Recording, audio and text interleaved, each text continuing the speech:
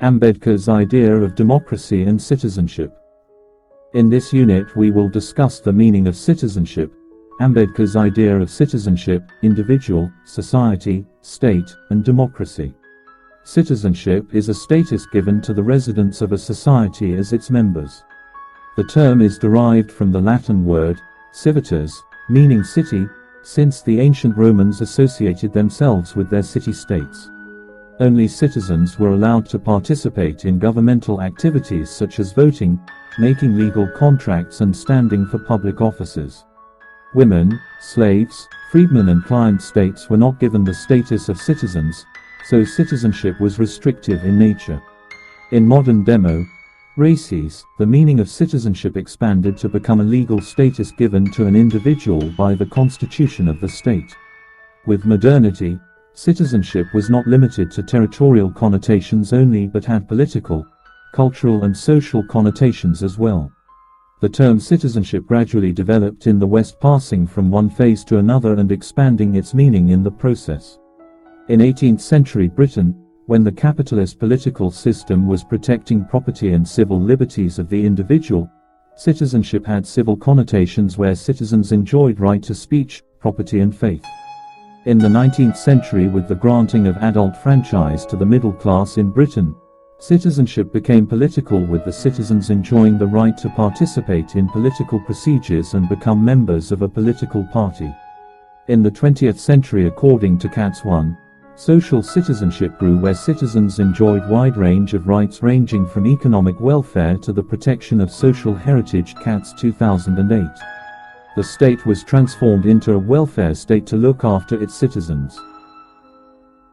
India and citizenship. The concept of citizenship in India was imported from the West by the European powers. Prior to the advent of the British, India had community based on kinship. Modernity and colonialism together acted on India's past and ushered in a new future. According to Nicholas Dirks, the British crystallized the identities for proper functioning of the administration. Dirks 1992. They brought the idea of recognition and stratification. They identified the issues of caste and religion with their understanding of fluid identity and recognition through multiple ideas of governance.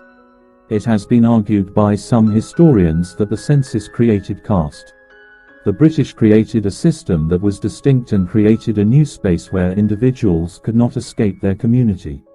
The community and the modern concept of democracy shaped the concept of citizenship in India. Since citizenship has been tailored externally on the Indian society, we need to understand the concept of citizenship so as to capture the intricacies of state-led changes in society and focus upon the nature and conditions of political membership as a source of social integration in the context of changing state-market relations. Point 3. Stewart 1995. It is important to understand citizenship as modernity recognized the fragments in the society but failed to propose its eradication. Indian society had always been holistic in nature and an individual was not much emphasized upon. In his famous essay, Castes in India, The Genesis, Mechanism and Development, Ambedkar highlighted how the Indian society was fragmented on the basis of patriarchy, caste, class and religion. Ambedkar 2007. He felt that India was not a nation as he opined that a population divided into 3,000 castes could not ignore mutual suspicion and jealousy. Nation is an idea that is built on shared emotions and agonies of its citizens. Meaning of citizenship. The term citizenship has been interpreted in various ways by different thinkers during its historical development. Plato's polis was based upon the citizenship that was discriminatory and unequal in nature. It excluded the women, slaves and foreigners from the umbra of citizenship. There was no distinction between the public and the private life of the citizens. Romans, on the other hand, expanded the concept of citizenship from the status of political equality to the judicial safeguard that is provision of equality under the law. During Renaissance, the kings demised and gradually with the rise in republicanism, citizenship became the relationship between an individual and the state. The citizens no more submitted to the kings and lords. Gradually, in the modern times, citizenship became the membership in the political body that not only limited itself to the political sphere but also spread its influence over the social sphere by giving equal status and equal opportunities in the society. Right to citizenship is protected by law. The state not only provides with the fundamental rights but also the fundamental duties. Thus, it became a mixed bundle of rights and duties. Thinkers like Turner 5 understood citizenship under the realm of public, private and active-passive. Turner 1993. Gunstran and Lecker 6 viewed citizenship in the light of historical participants and refused to bind the description of the term in a fixed understanding. Gunstran and Lecker 1994. As per the liberalist and the civic republicanism, citizenship was the confluence of rights and political obligations. It prioritized the citizens over the larger interest of the community. T.H. Marshall 7 enhanced this theory of citizenship by integrating social, political and civil obligations. Marshall 2009. This gave rise to two types of rights: the reproductive rights that assimilated the tripartite of civil, social and political rights, the right to participate in decision-making processes. Ambedkar was highly influenced by the confluence of the liberalist civic republicanism so as to understand the concept of citizenship in the Indian context. From the liberalist individual approach, he tried to imbibe the right to human dignity for all sans discrimination on the basis of caste, creed, color or sex. It became the obligation of the state to protect the interests of the autonomous individuals. On the other hand, from the civic republican approach, he imbibed the healthy relationship between a republican state and the free individuals. Individual, society and state. Ambedkar's perspective. Ambedkar's concept of citizenship percolated down to the individual. His individual was never atomistic and isolated in nature but was embedded in the social.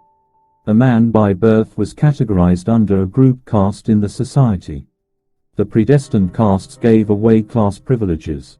The system was never based on choice. This excluded the Dalits from the rest of the castes, Brahmins, Kshatriyas and Vaishyas.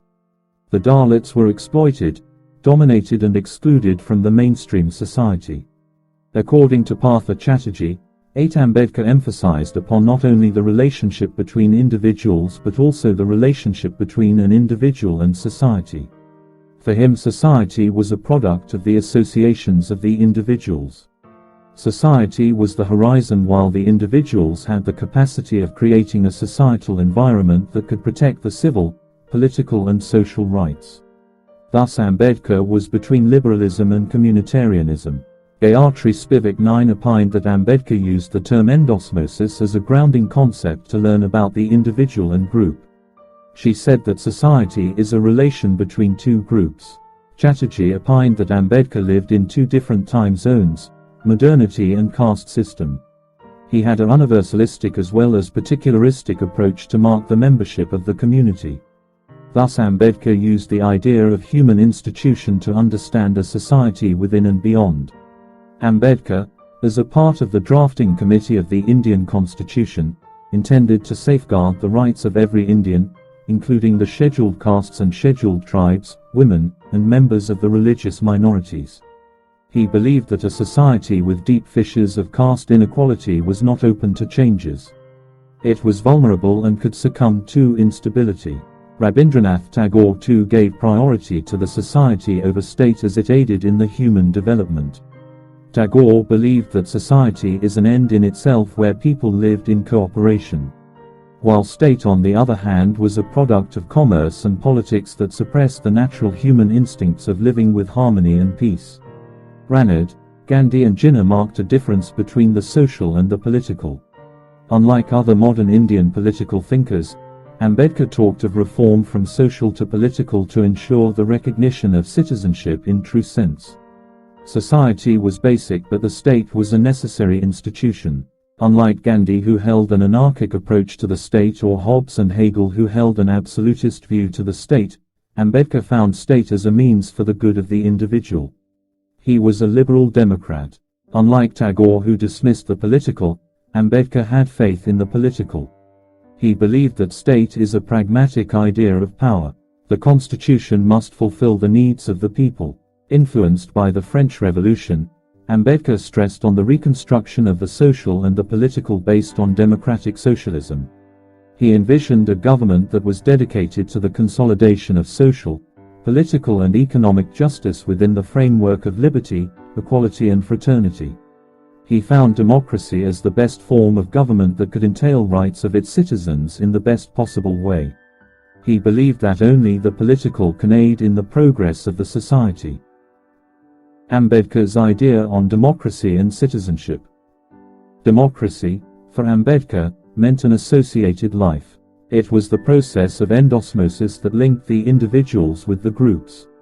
He opined that democracy is an arrangement in society where on the one hand there is enough space to change the society and on the other hand, there is common interest shared by the group. When the state becomes authoritative and ignores the society, then the location of society becomes important. Only a democratic society can recognize the right of freedom and equal opportunity to its citizens and advance personality development of not just the citizens but also the society on the whole. Thus democracy for him was essentially a form of society rather than a form of government. Ambedkar used Dewey's concept of associated life to form the basis of his definition of citizenship. Using the Deweyan term, social endosmosis, Ambedkar said that there is a blockage in the process of social endosmosis in the Indian society because the society is compartmentalized on the basis of caste system. The Indian society followed the Varnashram Dharma, which was predetermined by birth. This resulted in isolation between various castes and the impregnation of an antisocial spirit, which affected the spirit of fraternity amongst the citizens of the state. In Annihilation of Caste, Ambedkar writes that people do not become a society by merely living in proximity with each other. Caste prevented people from integrating into a unified society. The caste was decided by birth and was based on the occupational stratification. These castes existed in watertight compartments where the Brahmins, Vaishyas, Kshatriyas and Shudras although practiced the same Varna system, but they were not allowed to intermarry amongst each other. The Brahmins hegemonized the Varna system, but they practiced untouchability and exclusiveness. The similar attitude was imitated by the Kshatriyas and the Vaishyas. On the other hand, Shudras had no other option than to live in seclusion. This way Ambedkar believed that in spite of following the same Varna system and being the part of the Hindu religion, the Khatsis were secluded from each other and formed a distinct group identity in themselves, resulting in the restriction of mobility and proximity with each other. In the Round Table Conference, Gandhi on these lines opined that since the untouchables were a part of the Hindu community and lived in proximity, thus there was no requirement for a separate electorate for the untouchables. However, Ambedkar outrightly rejected Gandhi and added that since there was a conflict of like-minded groups, thus endosmosis was impossible. Ambedkar believed that the Brahmanic hegemony was so strong that the protection of the distinctiveness of the practice of custom and occupation, food habits, endogamy of each jati would offer a bottleneck to the consolidation of the real integration of castes in a society based on fraternity. In the Southborough Committee on Franchise, he demonstrated the significance of caste. He maintained that the group interest of a higher caste mars the freedom of the lower group. Therefore, in the interest of the depressed classes, he called for franchise to provide access to public property such as wells, schools and temples, and also to provide recognition and identity to all. He promoted universal adult franchise. The isolation of the lower classes and exclusiveness of the higher had cultivated an antisocial spirit that had shunned the development of the society. In the manuscript, Away from the Hindus, Ambedkar stated that the social isolation of the untouchables could only be dissolved by the establishment of kinship. Society is based on citizenship while religion is based on kinship. Ambedkar advocated Buddhism. In a letter to Gandhi he wrote, "I was born as a Hindu but shall not die like one." 10. He found Hinduism sickened by the staunch conservative closed-minded beliefs which sprang from graded inequality determined by birth. Thus, he took to Buddhism and considered it as a liberation theology under Navayana, which was a new vehicle for a new journey towards emancipation and a new identity. In the second Dhammacakra Pravartan in 1956, he applied Buddhism to the larger political life of society. Ramesh Campbell 11 in his article, Contextualizing Ambedkarian Conversion, examined that Ambedkar not only saw the principles of equality, liberty and fraternity in Buddhism as privileges but also saw Buddhism as a critique of the Brahmanic Chaturvarnya system, which was antithetical to Buddha's conception of righteous moral order. But largely, in the complete reading of Buddha and his Dharma, Ambedkar discovered the constituents, processes and objects of the society that he wanted to establish through his counter-hegemonic struggle. Thus conversion was one of the most important tools for the struggle through which religious, spiritual and political aspects had to be transformed. In reformulating the Buddhist tradition, Ambedkar objected to the prevalence of dukkha and linked it to social-economic exploitation. For him, the objective of life was to be a liberated individual. In fact, for Ambedkar, religion played an important role in the matter of society and education. It enhanced personal purity and social strength. It contributed to the common good. Thus, Ambedkar considered religion essential for man and society. He considered religion as an integral part of social life and legacy. Another theory that held importance for Ambedkar was Robertson Smith's theory of kinship that he applied to understand the social and psychological aspect of the history of identity formation of the tribes, untouchables, etc. He opined that kinship allows the society to be responsible and stand against wrong that occurs. Kinship thus instills morality and fraternity.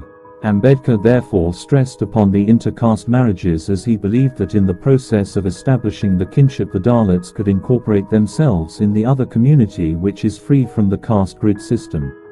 While quoting Introduction to Social Psychology, 12 written by John Dewey and J. H. Tufts, Ambedkar stated that kinship is the antithesis of isolation.